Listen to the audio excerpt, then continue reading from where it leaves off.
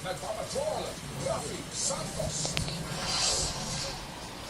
Nagkakasiyahan ang mag-anak at ilang mga kaibigan ng pamilya Mendoza tatong alas 8 kagabi nang bigla silang pasukin ng tatlong armadong lalaki at paulanan ng bala ang mga nasa garahe. Agad na puruhan ng may-ari ng bahay na si Mario Mendoza at isang alias Goymon na siyang nagbukas ng gate. Hinagisan pa ng mga salarin ng granada ang bahay bago tumakas. Bakas pa tama na shrapnel sa mga wasak na upuan at butas na kisame ng bahay. Isa si Valeriano Nicolas sa mga bisitang nasa bugad. Pagpasok pa ako, nasa mga ako, kasi sa mga kapatid eh. Dito sa ng Granada, pinagpabalik kami lahat. Kitang-kita din ng 6 na taong gulang na anak ni Mendoza ang pangyayari. Swerteng hindi siya nasaktan dahil agad siyang nakapagtago.